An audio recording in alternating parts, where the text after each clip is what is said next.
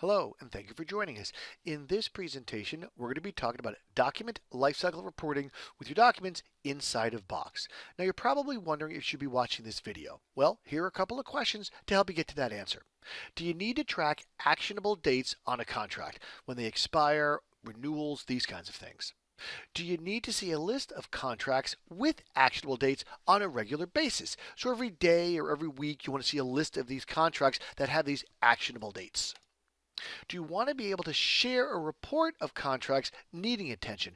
In other words, be able to send to your team a list of these contracts that need certain actions taken on them.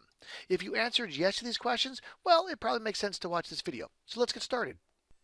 Here we are, the Document Lifecycle Reporting tool. Now down the left-hand side, you'll see a number of metadata or properties. These, of course, will be used for the criteria to find your documents. Up at the top, you'll see Save Reports, because you can actually enter your criteria, hit Save Report, give it a name, and save that criteria to be reused later. So if you run the same report every week and so forth. Now, let's enter some criteria, look at some documents. Counterparty name, I'm going to type in Tivana, and I'll hit Create Report.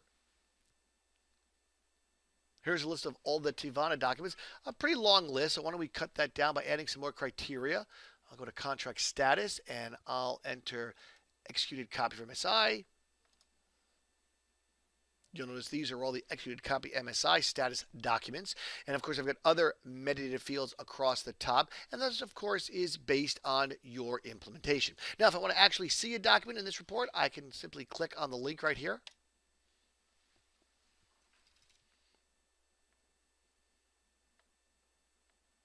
It'll take me to that document, and here it is right here. And of course, I've got some comments on this document. I can click here and see the metadata for that document. All this was automatically entered by virtue of the intake process in a previous video. Now, I'm going to go back to my report we see here. Now, sometimes the value of these documents is not individually, but in total. In other words, what are the documents of a certain status for a certain date period and so forth. And you want to be able to share that information or perhaps review that in a meeting. So I come up here and I hit export options. I can download this report to Excel, even save it in Box if appropriate. So I hit download to Excel and I'll say open.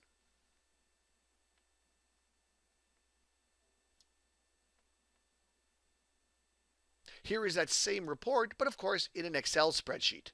All right. And of course, you've got that same hyperlink to the document. So if you have access rights to that document, you'll be able to, right from the Excel spreadsheet, click that link and get to that document. And again, this is for if you want to share that information with other users. Weekly status meeting, that kind of stuff, of all the documents that meet a certain criteria.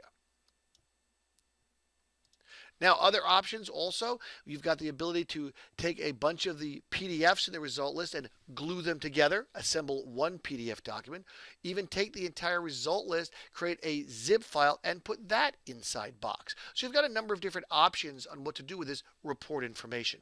Now, of course, this is a list of documents. You might want to also get some more information about totals, if you will. How many non-disclosures or software service agreements are in a certain status in the system, perhaps for certain dates. So I'm going to go to Group By Report right here. So from here, I've got a couple of fields to choose from to group my data. Of course, these fields here would be based on your implementation. I'm going to choose Doc Type, and I'll hit Create Report.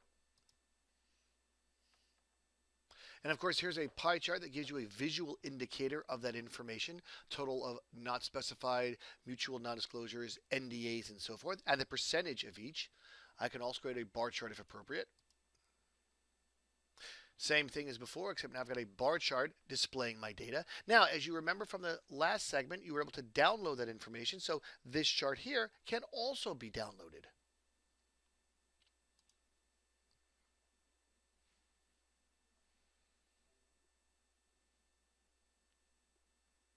So here I've got my Excel spreadsheet, and as you can see, that same information, not specified, mutual NDAs, and of course the totals. So I'm able to go off and report on this information as well.